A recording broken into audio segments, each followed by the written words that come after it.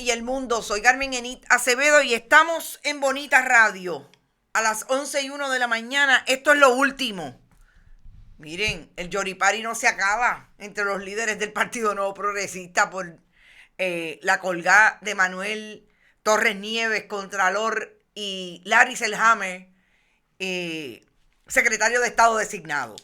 Sobre todo la de Larry Selhammer, el yoripari con relación a Larry Selhammer, cruza las líneas político-partidistas. Se unen a ella Eduardo Batia, Sila María Calderón, Alejandro García Padilla, Héctor Luis Acevedo, por diferentes razones, y realmente yo creo que más hunden a Larry Selhammer y se hunde el Partido Popular que lo ayudan. Vamos a hablar sobre eso, con lo que no quieren dejar que se muera. También vamos a hablar de qué pasa en la Fiscalía Federal, que sí confirman que hay un asunto de investigación profundizándose en un gran jurado con relación a la muerte de Keishla Rodríguez Ortiz, que ayer llevó a la esposa de Félix Verdejo allí a un gran jurado. Vamos a hablar de lo que pudiera estar pasando, cuál es la posibilidad de que haya una investigación que se amplíe y haya una acusación enmendada. Todo eso puede suceder en una investigación que, como ustedes saben, fue producto de la policía de Puerto Rico hasta que surgió un testigo cooperador que participó supuestamente de la conspiración, y ahí están los federales atrayendo la jurisdicción. Vamos a hablar también de la conferencia de prensa English Only. Hace tiempo que yo no me retrotraía aquella imagen del gobierno de Pedro Rosselló que quería que todo fuera en inglés en Puerto Rico. Pues la conferencia de prensa para anunciar si el gobierno está listo o no está listo para la temporada de huracanes que comienza el 1 de junio. El 1 de junio también comienza Luma a ejecutar su primera fase de privatización de la Autoridad de Energía Eléctrica. Vamos a hablar de las imágenes que se reprodujeron allí en esa conferencia de prensa. Pero antes, como siempre, compartan lo que está ocurriendo en materia de comunicación, periodismo, análisis y profundidad en Bonita Radio. Todos los productos de Bonita Radio están en bonitaradio.net, pero allí también ustedes pueden donar a través de PayPal y tarjetas de crédito. Pueden hacerlo en la Fundación Periodismo 21 en su ATH móvil.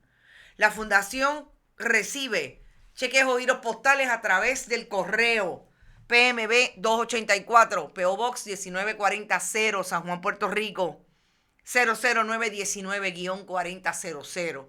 Y Bonita Radio siempre está en todas las plataformas. Bonita Radio Instagram, Bonita-Twitter, iVoox, iTunes y Spotify, tipo podcast. Siempre estamos ahí. Y en YouTube, dele a la campanita, suscríbase. Buenas noticias. Somos muchos más en Facebook. Bien interesante cómo las audiencias se están reproduciendo. Sobre todo en la diáspora puertorriqueña, donde quiera que haya un puertorriqueño, se hace patria, y Bonita Radio les quiere hablar a ustedes también. Ahí están Buen Vecino Café, la cooperativa de Vega Alta y la cooperativa Abraham Rosa, siempre del lado del buen periodismo y del buen contenido. La credibilidad de ellos, la credibilidad nuestra como periodistas también es importante y están de la mano. Los auspiciadores, miren quién les dice qué alrededor de su marca. Y así será el movimiento de credibilidad que también tengan sus marcas. Por eso, llámenos, info@bonitaradio.net. Pueden lograr de nosotros que compartamos algún tipo de acuerdo de auspicio, y ahí estaremos. Por ahí está Carmen Negrón, que dice compartido. Héctor Rivera Feliciano, saludos Héctor Rivera. Elizabeth Blanc, como siempre, compartiendo con sus amigos para que se unan al buen análisis periodístico. Gracias, Elizabeth. Rodrigo Otero Goico se fue de vacaciones. Ese muchacho dejó todo listo. Qué buenos programas ha hecho Rodrigo a través de su programa del mediodía, Más de una Milla. excelente la discusión del asunto de la perspectiva de género en el deporte. Me parece que son excelentes. Si no las ha visto, véala y compártala. Luis Burgos también dice buenos días, Ángeles Colón. Saludos y lindo para todos desde Nashville. Ave María, Ángeles, saludos. No te conocía, qué bueno que estás por ahí. Y Grajales, gracias por tus comentarios. Buen día. Presente, Margarita López dice combativa para apoyar la revolución periodística de Bonita Radio. Me gusta eso. El periodismo combativo de Bonita Radio cumple 10 años. Resistencia, combatividad. Estamos en pie de lucha, como lo está el pueblo con relación a todos sus asuntos. Bueno, dice Rosa Ureña, haciendo malabarismos para poder ver Bonita Radio. Malabarismos, tranquila, Rosa. Si siempre tú te conectas y siempre vas a estar conectada a través de todas las plataformas. Débora CR, gracias por estar por ahí. Sandra García. Iona, saludos y gracias siempre por tu apoyo. Mariel Rodríguez Calocas, vamos a informarnos correctamente. Me gusta eso, Mariel. Mario Espinosa, buenos días a todos. Carmen Dávila, Mac Scott, estás perdido. Roxana Peralta, huepa, arriba bonito. Bueno, vamos a las informaciones. Vamos a empezar con el Yoripari. Mire, y yo uso esa expresión que me encanta.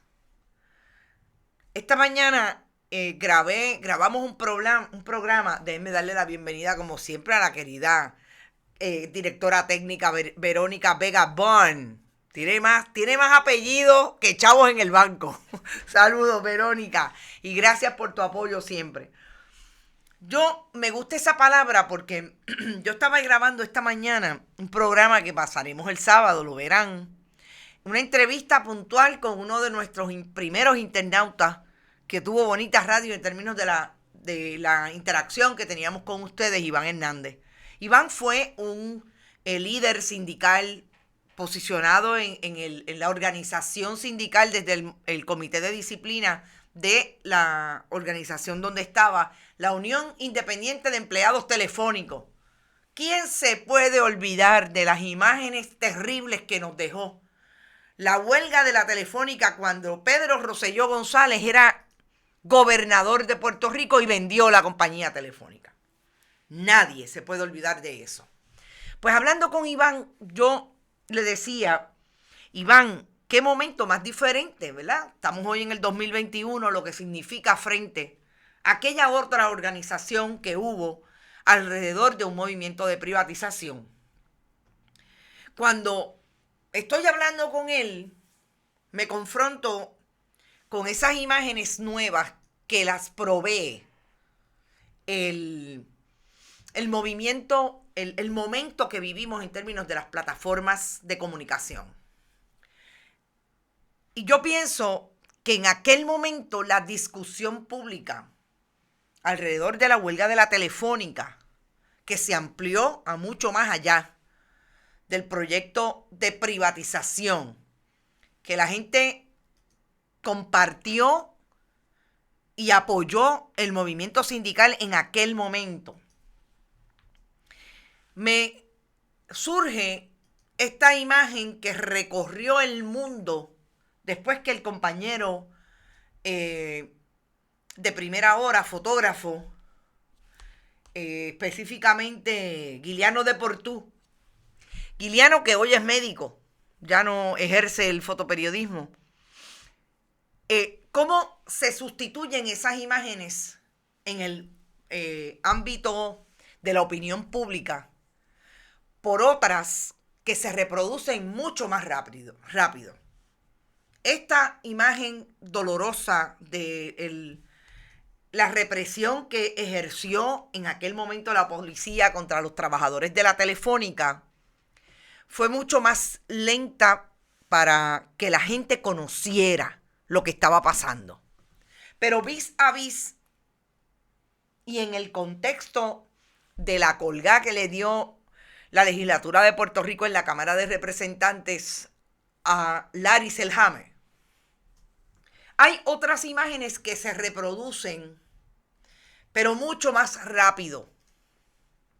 Que yo sé que a los líderes del Partido Nuevo Progresista y algunos líderes del Partido Popular quisieran que el país no conociera, que el país no las tuviera de frente para asumir una posición informada sobre lo que significa.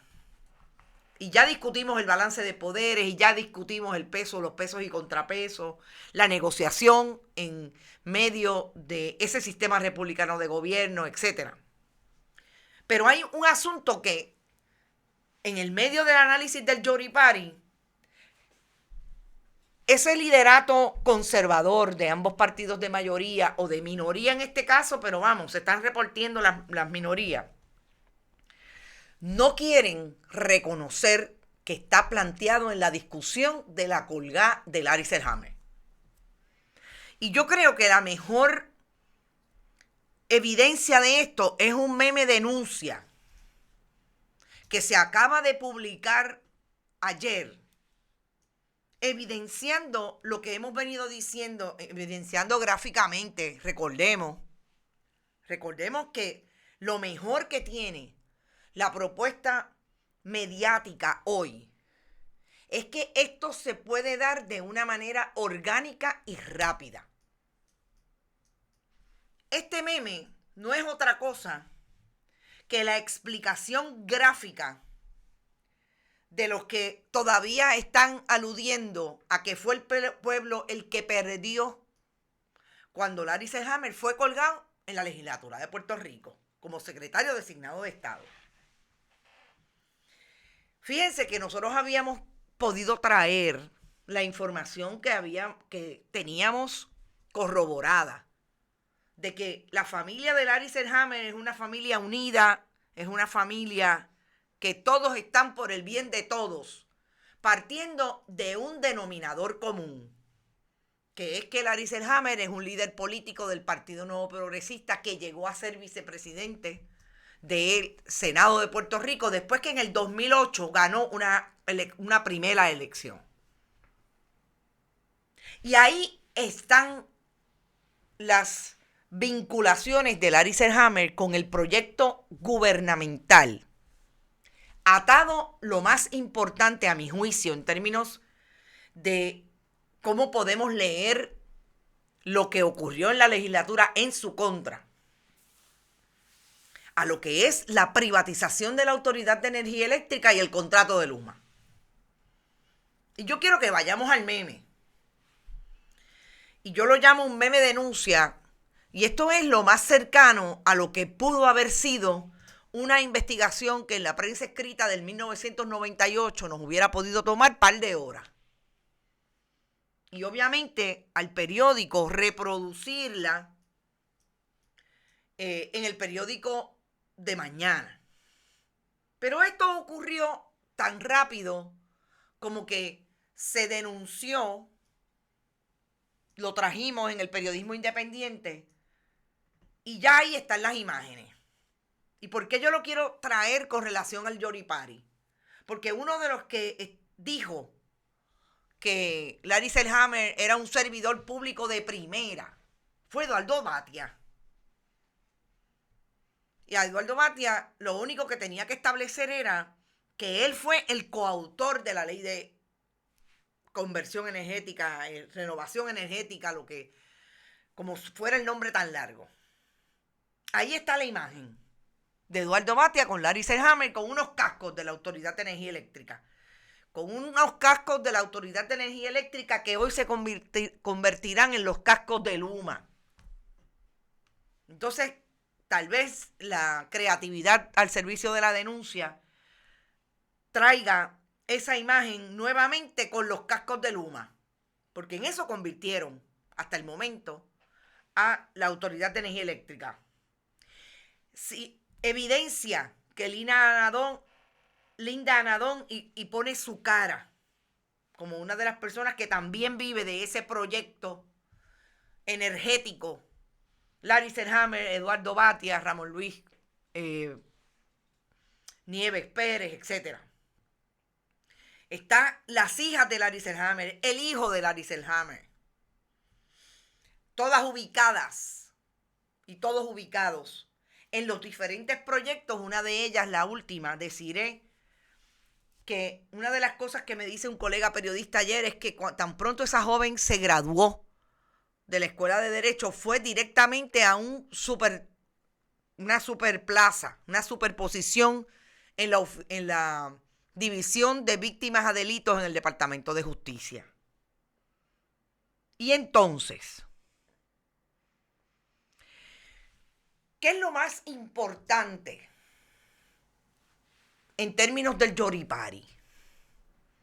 Que yo creo que así como ellos están intentando promover un discurso totalmente demagógico con relación a lo que hizo la legislatura.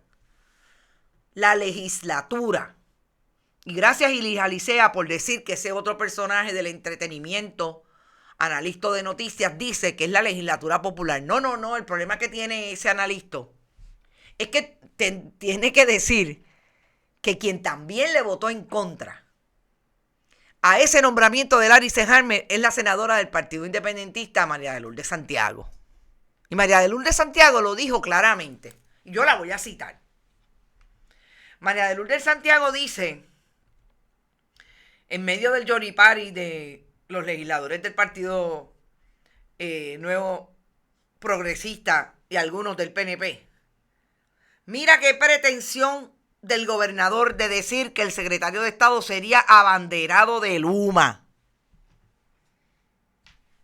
El gobernador de Puerto Rico, Pedro Pierluisi, dijo eso. Pero lo más increíble que dice María de Lourdes es, pero si el que enterró las posibilidades de que Larry Selhammer fuera secretario de Estado fue el propio gobernador cuando lo puso a velar por la contratación de Luma. El gobernador fue el que le tiró la soga al cuello. Y entonces, ¿de qué estamos hablando? La legislatura popular. Ahí tienen una senadora súper vocal. Lo que pasa es que qué fácil es decir, y en ese sentido me parece que yo había visto discusiones reduccionistas en el análisis, pero como esta, de Larry Selhammer, porque la defensa, fíjense que se queda atrás Manuel Torres Nieves. Nadie habla de Manuel Torres Nieves. Todo el mundo habla de quién, de al que ellos le crearon una imagen ficticia de hombre elegante y caballeroso. Porque es que como son tan machistas, de lo único que pueden hablar es de que los hombres son buenos porque son elegantes y caballerosos. No importa que te den una bufetada por la noche y nadie te defienda. O sea, ese es el imaginario de esos defensores. Pero entonces, cuando una viene a ver el nivel de la discusión, pues mira, que no se quejen los políticos del Partido Popular, que antes se han quejado de lo llanito de la discusión en los medios de comunicación, porque así de llanitos son ustedes cuando traen a la discusión pública por qué Larry Selhammer no fue confirmado por esa legislatura. ¿O es que ahora me va a decir Eduardo Batia, Sila María Calderón, Héctor Luis Acevedo, Alejandro García Padilla, que está bien que Larry Selhammer votara a favor de la Ley 7? O sea, lo que dijeron antes que por eso había que derrotar al Partido Nuevo Progresista, ahora es bueno porque Larry Selhammer no fue avalado por la legislatura. Realmente, yo creo que sí, hay que elevar el tono de la discusión, hay que elevar la profundidad de la discusión. Hay que traerlo tal y como. Hay que ser honestos con el país.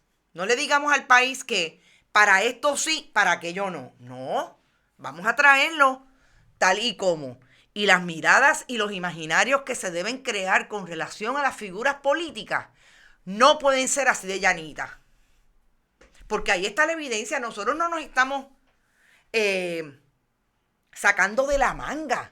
¿Dónde está la familia de Larry Selhammer?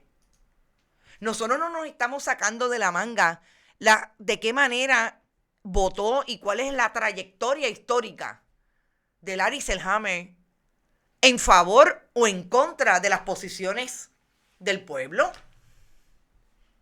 Y fíjense que estoy hablando en favor o en contra de las posiciones del pueblo, porque que yo sepa, Puerto Rico discutió el asunto de la Ley 7 como una barbaridad del gobierno de Luis Fortuño. Y no podemos dejar fuera de la ecuación a Luis Fortuño, al que le tiraban huevos en Fajardo en medio de su administración. El tipo común. No lo podemos dejar fuera de la ecuación, como no podemos dejar fuera a José Ortiz, etcétera, etcétera. Entonces a mí me parece que cuando nosotros estamos hablando y esta ecuación es algo que la gente ha repetido. El mondongueo lloroso azul, te quedó bien, Mac. La gente ha repetido, quizás hace 2, 3 años con mucha más insistencia, cuando se vería venir cierto caldo de cultivo después del huracán María en contra del Partido Popular de frente al Partido Nuevo Progresista. Después no se quejen que la gente le diga que son los mismos. Porque si Yanito Escachmelo, haciendo sus análisis y tratando de establecer en la opinión pública la demagogia y la propaganda, a mí me gustaría que me dijeran por qué no es propaganda insistir en lo caballeroso y en el buen político de Larry Selhammer cuando tiene la trayectoria que tiene como político. No me lo quieran vender como lo vende el entretenimiento que tanto ustedes han criticado de los medios de comunicación. Lo critican, pero también se meten en él. O sea, si vamos a ser consecuentes, vamos a ser consecuentes. Más allá del flan, que es consistente, sean consecuentes con los análisis. Porque si no, el populismo también viene de la discusión que ustedes están estableciendo con relación a estos dos nombramientos.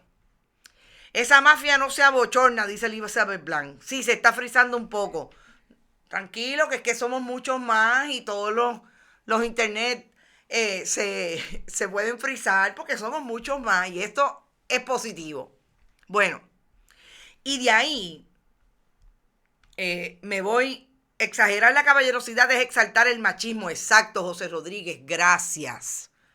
Gracias. O sea, el otro día yo leía con mucho asombro un análisis de una mujer que estaba estableciendo que el presidente de la Unión, de la UTIER, Figueroa Jaramillo, se había posicionado débil y vulnerable cuando lloró en una entrevista.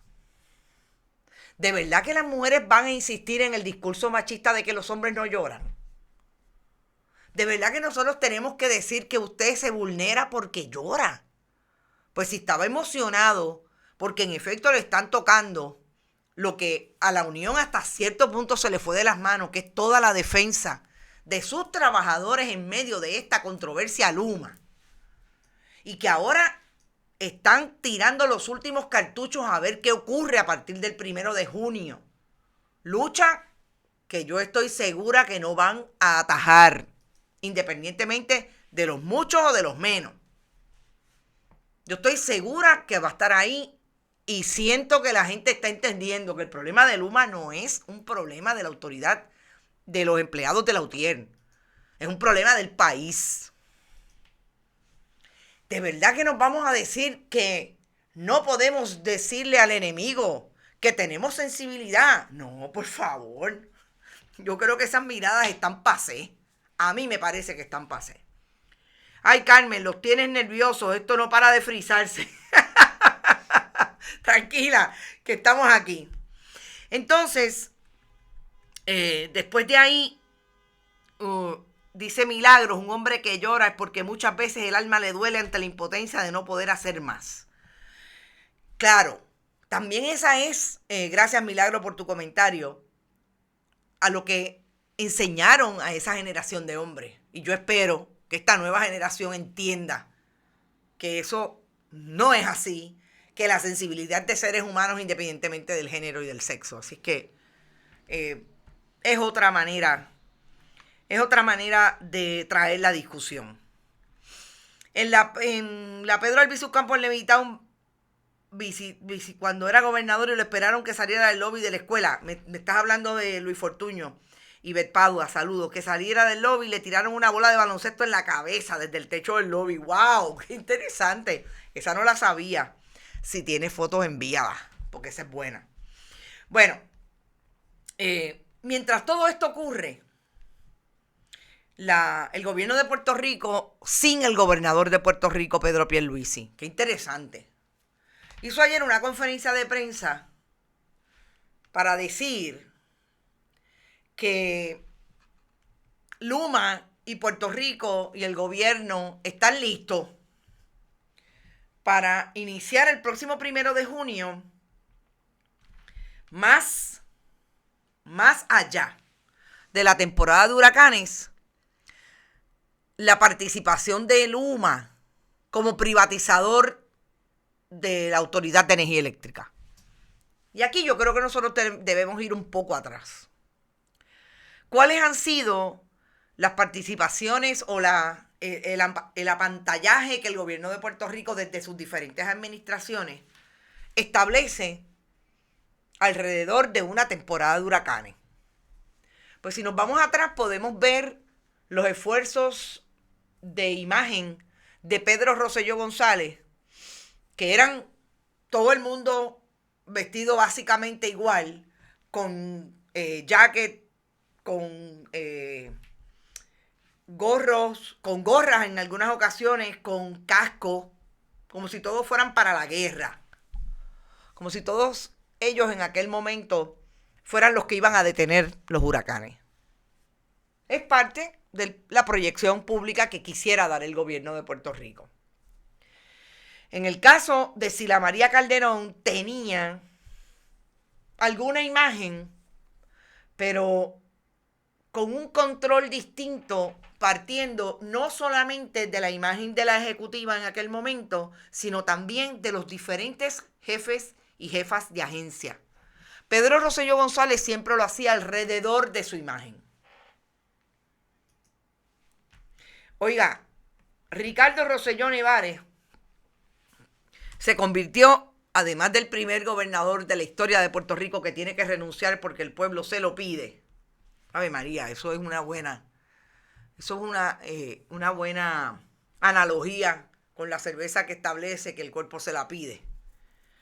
Se convirtió también en ese funcionario que desordenó la imagen de esa primera conferencia de prensa de la temporada de huracanes. Era desordenado en su organización. Sabemos que Ricardo Rosselló Nevares trataba de ser él el portavoz de todo, con una complicación de que no tenía muchísima información. Pero nos parece también que esa poca información que tenía Ricardo Rosselló González, y quizás Verónica pueda conseguir una foto de aquel momento, conferencias de prensa, búscate una foto de conferencia de prensa del huracán María, que fue la que le tocó heavy. Ricardo Rosselló no tenía control, pero tampoco tenían control los jefes de agencia y las jefas de agencia. Estamos hablando que llegamos a esa conferencia de prensa del próximo gobierno del Partido Nuevo Progresista, cualquiera de esas, querida. Pedro Pierluisi, que ganó por el 32% de los votos. Ricardo Rosselló Nevares, cuando hizo las conferencias de prensa en el 2017 con relación a la temporada de huracanes, tenía 655 o 670,000 personas que votaron a favor de él.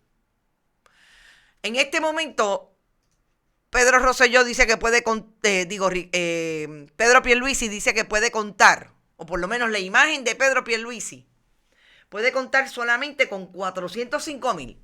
Se le fueron a justa 200 y pico de mil, casi 300,000 votos. Y vamos a dejar esa imagen ahí, Verónica. Fíjense esta conferencia de prensa donde está Ricardo Rosselló Nevares con William Villafañe, con Pesquera, el jefe del Departamento de Seguridad Pública, ex director del FBI. y con la ex secretaria del Departamento de Recursos Naturales, Tania Vázquez. ¿Dónde está Pesquera? Ya ustedes saben cómo salió del gobierno de Puerto Rico. Entre otras lagunas, entre otros baches, entre otras manchas, la de haber utilizado más fuerza que ningún otro secretario del Departamento de Seguridad Pública, incluso contra los periodistas en una conferencia de prensa. Tania Vázquez salió de Recursos Naturales en medio de acusaciones de corrupción. Ricardo Rosselló Nevares votado después de que el pueblo le pidió la renuncia. Y William Villafañe es hoy senador de la legislatura de Puerto Rico después de haberse ido en medio de los escándalos iniciales de la administración del Partido Nuevo Progresista. Entonces, ¿cuál es la imagen que tenemos hoy? Después que Ricardo Rosselló se posicionó así. Fíjense que ahí todo el mundo tiene los famosos jackets, como dirían en country, con el escudo del Estado Libre Asociado. A María no les gusta, pero se lo ponen. Y Pedro Pierluisi ayer no participó de la conferencia de prensa. En la conferencia de prensa, ¿quién estaba como paladín de lo que va a pasar en la primera temporada de huracanes que le toca a la administración Pierluisi? El presidente de Luma, Wayne Stensby, si es que así se pronuncia. ¿Quiénes están atrás? El brigadier general de la Guardia Nacional, la presidenta de la Autoridad de Acueducto y Alcantarillado, el bendito Nino Correa, AEMET, emergencia, manejo de emergencia. Para de contar, los demás son burócratas. ¿De quién? De Luma. ¿Cómo es posible que en medio de la crisis más grande que puede tener un gobierno, a 5 meses de estar dirigiendo el Ejecutivo, la imagen de la primera conferencia de prensa de la temporada de huracanes para decir que estamos listos es con el presidente de Luma? Pero aquí, ¿quién le diseña? ¿Quién le establece la estrategia al gobierno de Puerto Rico? En un momento en que la gente se está cuestionando. Mire, de todo lo que tiene el contrato, de las 12 cláusulas malas, la que se está cuestionando en medio de esta conferencia de prensa es el relevo de responsabilidad que quiere Luma, que el negociado de energía le otorgue para todo lo que haga, intencional o no intencional. Y ustedes saben lo que dijo Wayne Stensby, presidente de Luma. No, que el problema de esa cláusula, que eso no es ningún problema. Vamos a empezar por ahí. Que lo que está pasando con esa cláusula, ellos lo están pidiendo porque el planteamiento de Luma es que eso protege, oigan esto, que eso protege al consumidor de las altas tarifas. ¿Alguien me explica cómo es que el relevo de responsabilidad está protegiendo al consumidor de las altas tarifas? O sea, puede haber justificación, puede haber contestación más demagógica que esa. Eso dice Luma. Esta es la primera conferencia de prensa que hace esta administración para decir que están listos. Pero vamos ahora al tema. ¿Quién dio la cara por el gobernador? La secretaria de la Gobernación, Noelia García. ¿Qué dice Noelia García? La transición y la transformación del sistema eléctrico de Puerto Rico no puede esperar. O sea,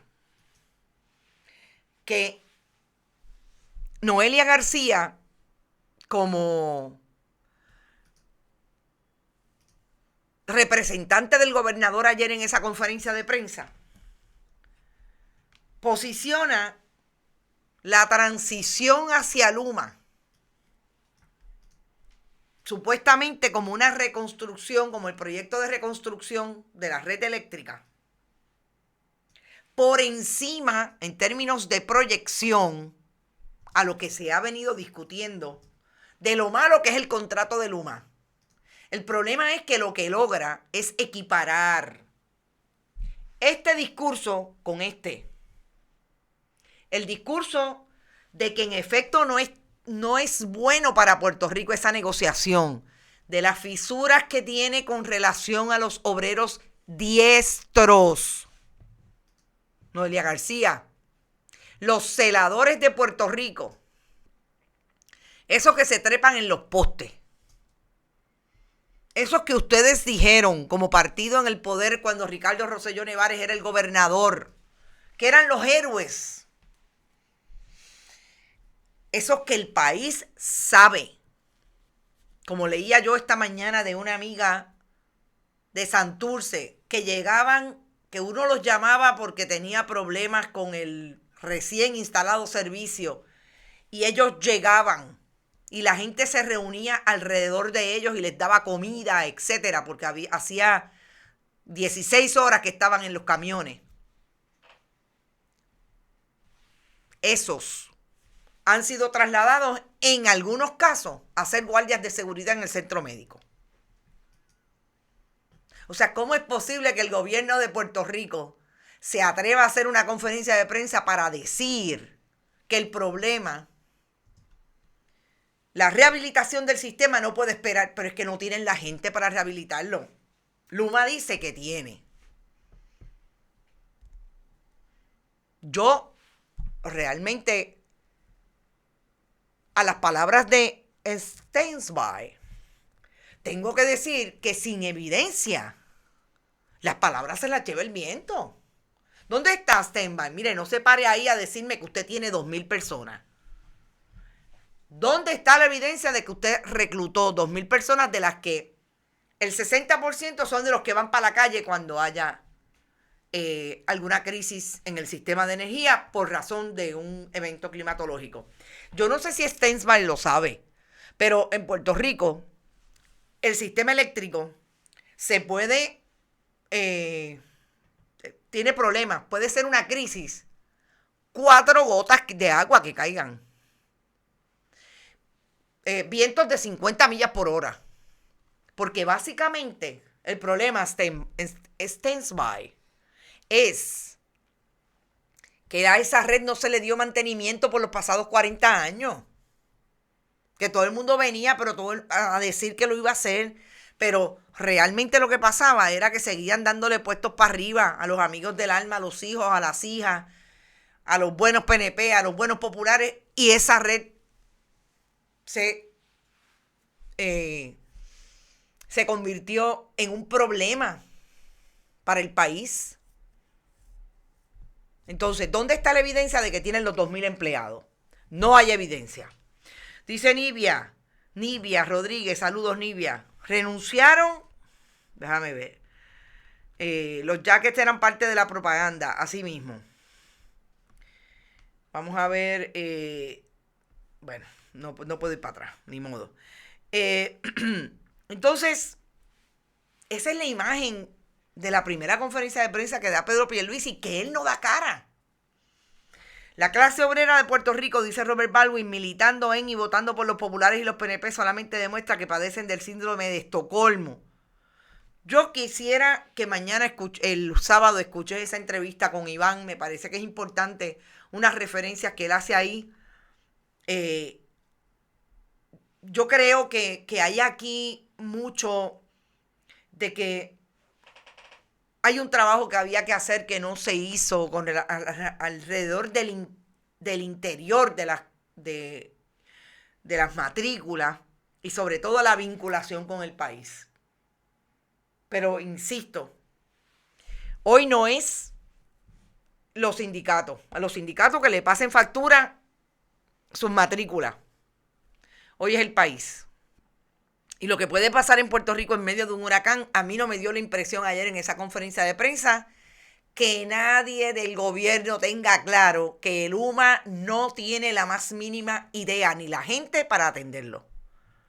Y más vale que nos cerremos filas para que esa gente se queden haciendo lo que saben hacer. Qué horror, toda esa gente, el presidente de la UMA que se coge un curso de español. Ah, te tengo una buena. Iris, ellos decían que en 3 meses iban a aprender inglés. Y me dicen que a donde fueron a aprender inglés fue a coger unos cursos, perdón, español. Fue a coger unos cursos en Berlitz. Bendito sea Dios. ¿Cuánto tiempo llevan cogiendo los cursos? Porque ninguno pudo hablar español. Y de hecho, ayer me dieron 2 nombres de personas de relaciones públicas que están en Luma, que son parte también de ese grupo que trae uno que no he mencionado, pero que lo puedo mencionar porque es del grupo de Manuel Cámara de Mayagüez, que es Gabriel Alcaraz, aquel que fuera secretario del Departamento de Transportación y Obras Públicas bajo la administración de Aníbal Acevedo Vilá. Yo quisiera que alguien me diga de esa gente si alguien le dijo que tenían que hablar en español, porque que yo sepa el idioma oficial de Puerto Rico todavía es el español. Y los mismos 405,000 que votaron con el Ejecutivo, con Pedro Pierluisi, que alegan ser estadistas, tienen problemas para entender el inglés. Así que, no sé. Bueno, son las 11:43, déjenme ir, Daniel del Valle, buenos días. Déjenme ir al último tema. Exactamente lo de aquí es la dictadura solapada, que tiene que ver con el tema del caso de Félix Verdejo Sánchez y lo que aparenta ser una ampliación de esa investigación que puede terminar de alguna manera en una acusación enmendada. Ayer dice Rosa Ureña que qué millonarios más miserables son los de Luma. Celine Borges, esperamos que esta temporada de huracanes nos trate bien porque en María estuvo el país sin luz tanto tiempo y la autoridad, conociendo el sistema, se tardó, imagínense, con Luma. Así es. Ayer, Elismarí Santiago tuvo que ir al gran jurado porque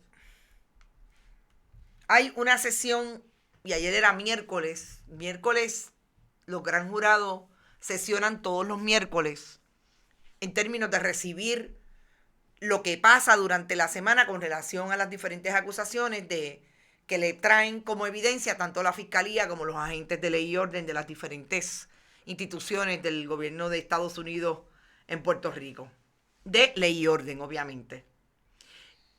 Y fue interesante porque Elismarí Santiago fue citada, Santiago Sierra, y compareció después que la citó la Fiscalía. Elismarí Santiago Sierra es la esposa de Félix Verdejo.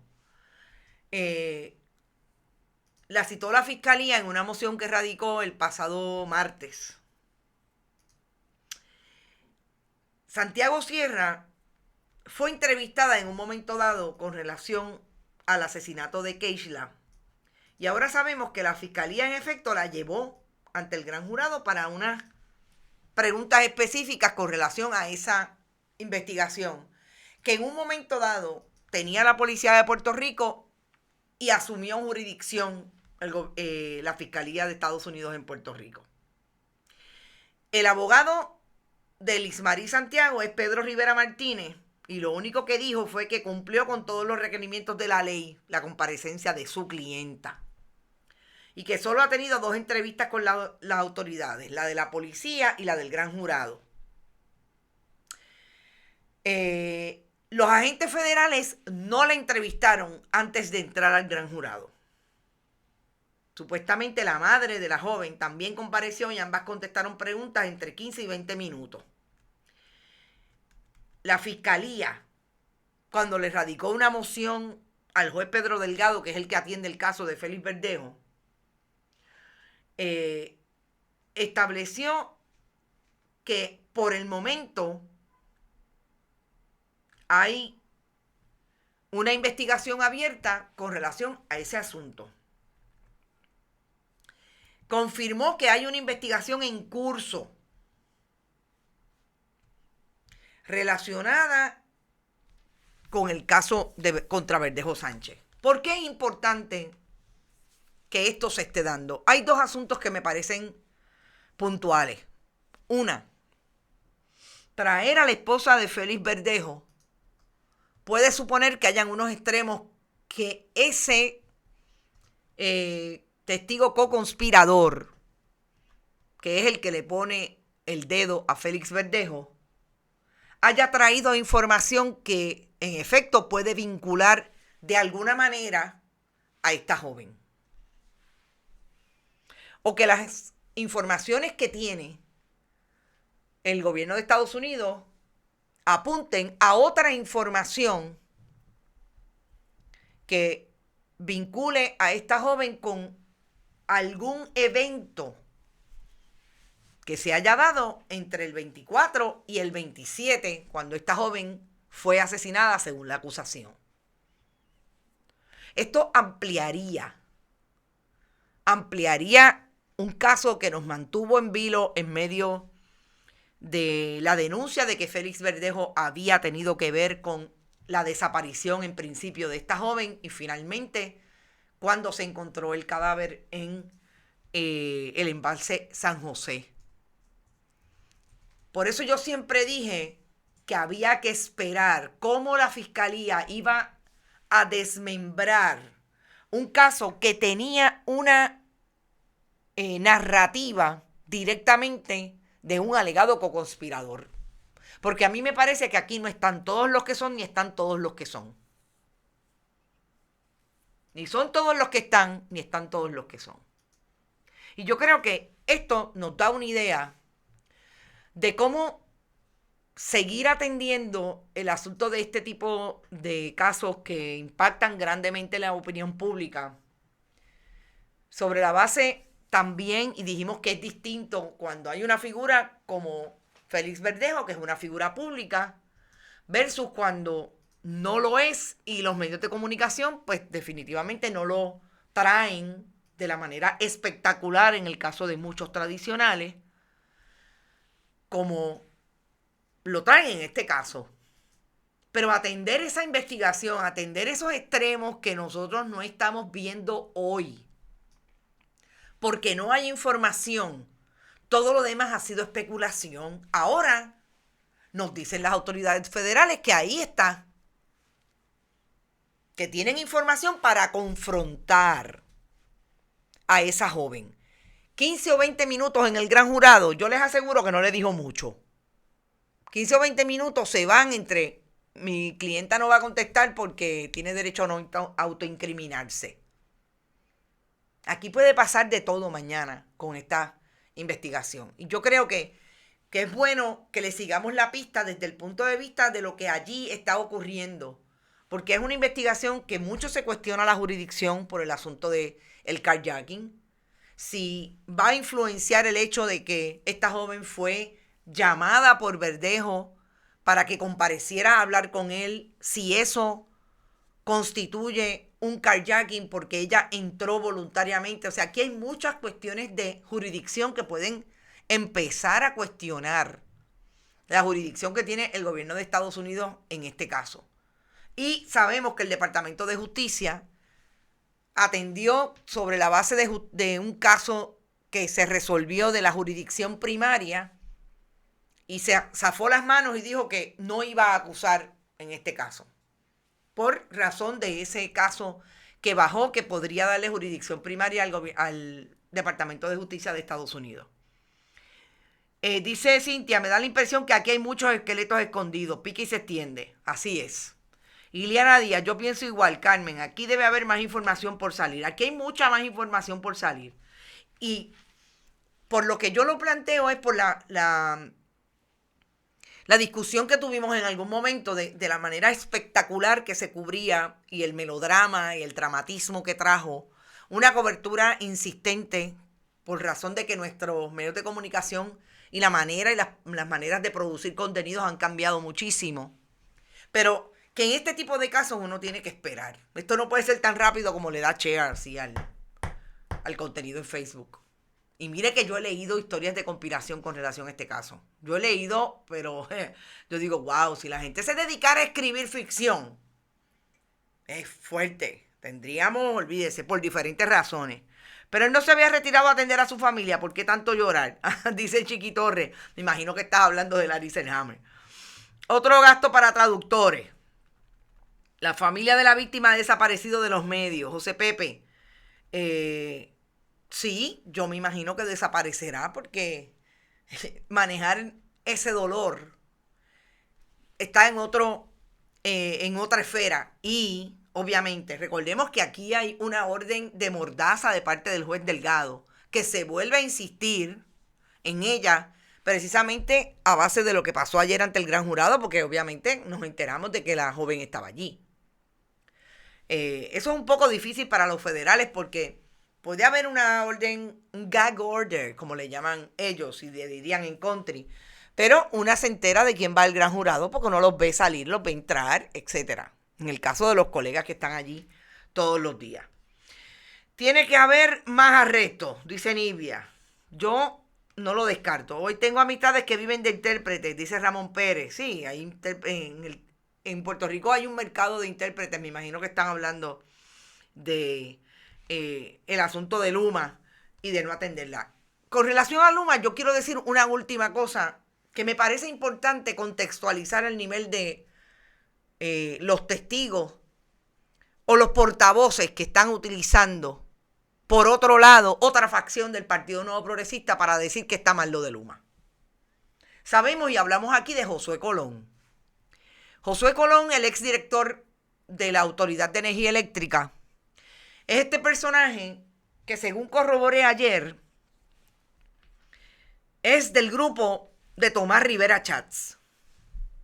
Ojo, ustedes recordarán que contextualizamos las palabras de Tomás Rivera Chats en términos de advertirle al gobernador que lo que está pasando con los trabajadores más vale que lo manejen porque se le puede convertir en otro verano del 19.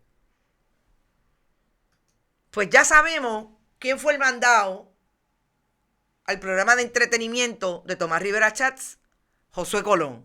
Claro, yo estoy diciendo esto para contextualizarlo. A mí me parece que Josué Colón fue honesto en decir cómo es que se tramita desde la Autoridad de Energía Eléctrica, gerencia a trabajadores, el que Puerto Rico tenga o no tenga acceso a un buen sistema en medio de todo lo que estaba pasando, que eran los apagones, que era la gente que llevaba 5 o 6 días sin luz, porque él entendía que la gerencia de la administración, en este caso la Autoridad de Energía Eléctrica, Fernando Padilla y compañía, no estaban haciendo lo que tenían que hacer y que incluso le habían quitado la posibilidad a los trabajadores de participar y de trabajar. Pero hay que contextualizar esto porque tampoco nos podemos llamar engaño. Y es como en los tribunales siempre hay que establecer quién es el que habla. Puede decir la verdad, pero hay que establecer quién es el que habla. Y lo último que también me corroboran de parte de algunas fuentes de la Autoridad de Energía Eléctrica es que este director ejecutivo tuvo que devolverle a la autoridad un dinero que le habían dado cuando se jubiló porque él alegaba que llevaba los 30 años y no llevaba 30 años nada. Es que estos muchachos, la verdad que es que uno dice, pero ven acá, que es que todos se producen de la misma manera. O sea, y lo quiero decir porque yo creo que hay que contextualizar quiénes son los que hablan y por qué hablan. Y estoy de acuerdo en que la manera en que trajo su posición, la manera en que argumentó, lo hizo con evidencia de que así no se hacen las cosas en la autoridad y que los que están ahora no tienen idea. Pero también hay que decir quién es quién. Y si de alguna manera está Tomás Rivera Chats utilizando a los que saben, esto siempre pasa en ese tipo de conflicto. Tomás Rivera Chats no es el que ha estado en contra de muchos trabajadores porque así mismo le ha pasado la factura a esos trabajadores. Y eso lo hablamos aquí en el contexto del quid pro quo en algunos sindicatos. Pero no podía dejar de decirlo. Son las 11:56, nosotros nos vamos y no he dicho que siempre estamos en la red informativa y nos escuchan desde el centro del país, desde el norte, noroeste, hasta llegar a Guanilla, Moca y Mayagüez. Gracias siempre a los que también son parte del país puertorriqueño más allá del área metropolitana, esos que viven en el gigante dormido, esos y esas que siempre están pendientes y que ustedes también merecen tener información y contenidos producidos desde el periodismo. Gracias, vayan a bonitasradio.net. Bonitasradio.net, allí hay PayPal, tarjetas de crédito para aportar a nuestro proyecto. Fundación Periodismo 21 en su ATH móvil. El correo también recibe cheques o giros postales. PMB 284, PO Box 19400, San Juan, Puerto Rico 00919-4000. Dice Margarita López, empleado de la autoridad, es hermano de Pedro Rosselló. Debe ser, pues conoce el truco de robar como caballero. Te quedó bien eso, Margarita. Bonita Radio también está en podcast, iVoox, iTunes y Spotify. También tenemos plataforma en Twitter, Bonita-Radio. Y gracias a Buen Vecino Café, a la cooperativa Abraham Rosa y a la cooperativa de Vega Alta. Dice Ángeles Colón, gracias por tu trabajo, así se hace patria. Gracias a ustedes. Y Juan Lefranc de Ponce. Ponce también, a través de todas las plataformas nos escucha y también de la red informativa. Éxito. Gracias a todos. Mañana, esta tarde, hay un programa que no se pueden perder. Agustín Laje, ¿quién es? No, a debatir no. A los cristofascistas se destruye desde el argumento y su propia historia. Escuchen, ¿quién es Agustín Laje? Por voz del activista de derechos humanos, Osvaldo Burgos Pérez. Mañana yo vuelvo a las 8 de la mañana en Noticias con Café. Éxito.